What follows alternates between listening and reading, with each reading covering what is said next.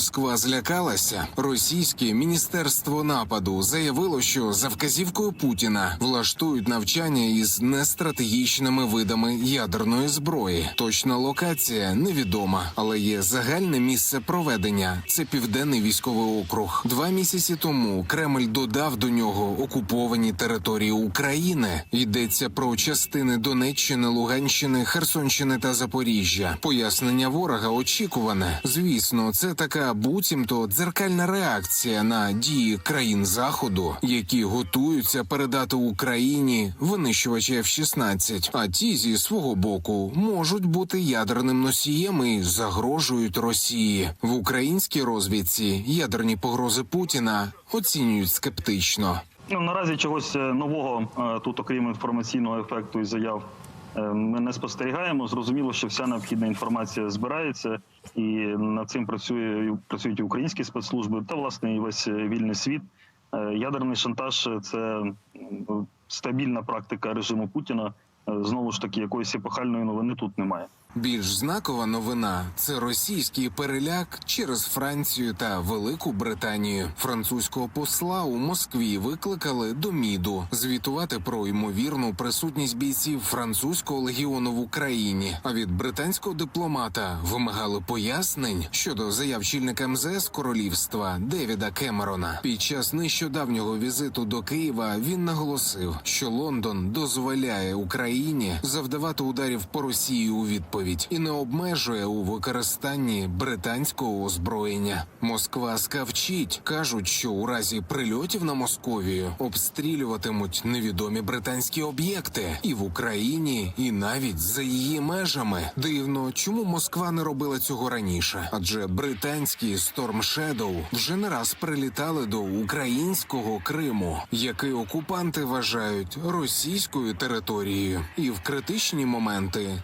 дуже швидко чомусь про це забувають. Насправді, якщо брати систему координат, то вже стає доволі цікаво. Тобто те, що Storm Shadow, британська ракета, крилата британська ракета, вона б'є по окупованому Криму, який РФ вважає якби власним, і лише РФ це вважає, то це одна ситуація. Тобто тоді виходить, що Кремль визнає те, що Крим український, це дуже добре. Якщо, звісно, удари Storm Shadow скальп, і вони викликають в нього таку реакцію і потребують якусь додаткову. У Криму для росіян вистачає клопоту і в повітрі, і на морі. Мінус одиниця флоту ворога. Тиждень почався з потопленого швидкісного катера проєкту «Мангуст». Морські дрони Магура В-5 вполювали його біля бухти Вузька.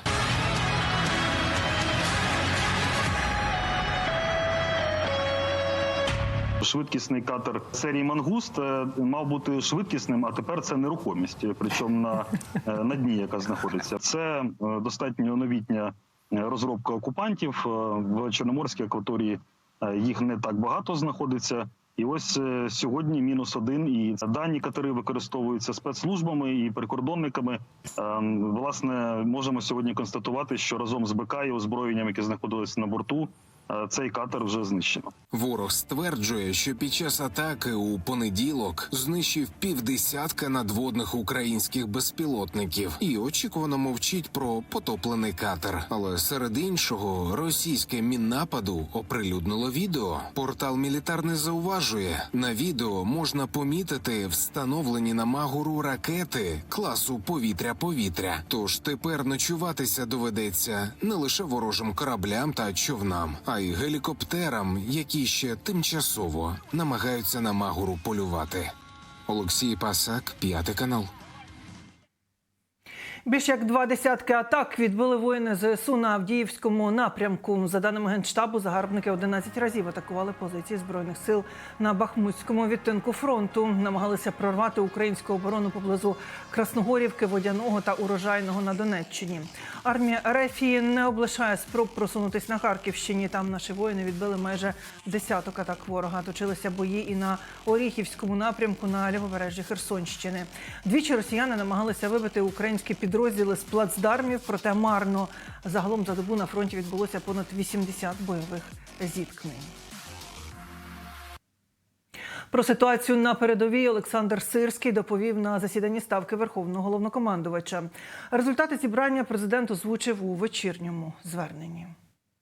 Провів засідання Ставки. Перше – це фронт. Доповідь головкома. Він був на передовій, безпосередньо в бригадах. Доповів про ключові виклики та потреби. Готуємось. Була також доповідь щодо нашого власного виробництва зброї та комплектації наших бригад. Максимум робимо, щоб дати більше зброї для наших воїнів. Окремо обговорили постачання від партнерів, терміни постачання та можливість прискорити реальне надходження зброї та снарядів від партнерів. Росіяни зосередили основні ударні сили на Покровському та Курахівському напрямках. Саме там побував головнокомандувач ЗСУ. За словами Олександра Сирського, головна задача воїнів зараз – це утримати займані позиції та всіма засобами завдати максимальних втрат окупантам. Головком наголосив, що їх треба виснажити, щоб зірвати плани Росії і виграти час для формування та підготовки українських резервів. Під час робочого візиту Олександр Сирський з командирами бригад вирішили посилювати оборону резервами, виділити додаткову кількість ракет, боєприпасів, засобів радіоелектронної боротьби та БПЛА. Також до Дня піхотинця головком вручив державні відзнаки бійцям. Отже, День піхоти святкують українські захисники. Із професійним святом бійців привітав головнокомандувач Збройних сил Олександр Сирський.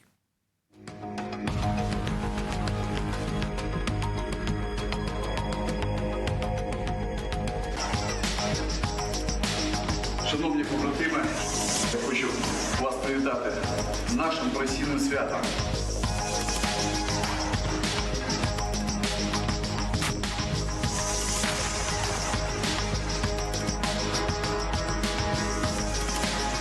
Хочу подякувати вам за мужність, стійкість, героїзм, за зразкове виконання свого військового обов'язку, за вірність військової присязі.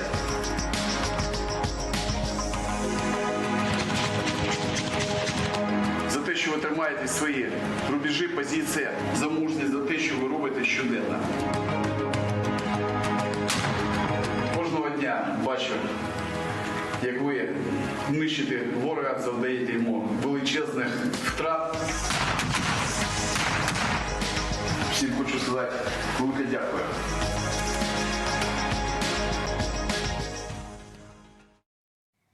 Для них прокинутися подвиг, а не прокинутися рай. Такими словами привітав піхотинців і колишній головнокомандувач Валерій Залужний. І додав привітальний відеоролик. Дивімось.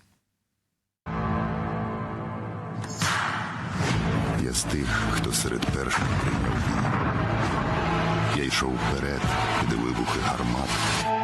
Я теплу ковдру кольорових мрій змінив на тяготи війни та автомат. Я з тих, хто відрізняє дії від розмов. Я мовчки бив, я не кричав ганьба.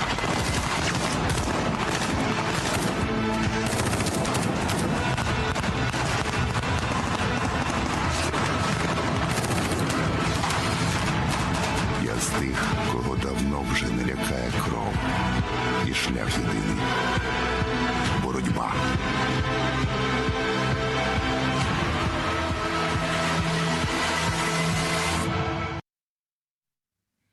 Уже третій день народження на фронті святкує наша колега, колишня кореспондентка «5 каналу» Ірина Шевченко. Нині вона військовослужбовиця 21-го мотопіхотного батальйону, і ми просимо привітати її та наших піхотинців, які сьогодні відзначають професійне свято донатом на добру справу. Зараз підрозділу дуже потрібен прилад нічного бачення для парамедиків, які евакуюють поранених бійців з нуля. Зробити свій внесок ви можете за QR-кодом, який зараз бачите на екрані. Для цього достатньо просто навести на нього камеру телефону. Залишилось зібрати менше половини суми, вже є 90 тисяч гривень. Ще треба 60 тисяч. Збір триває. Долучайтеся.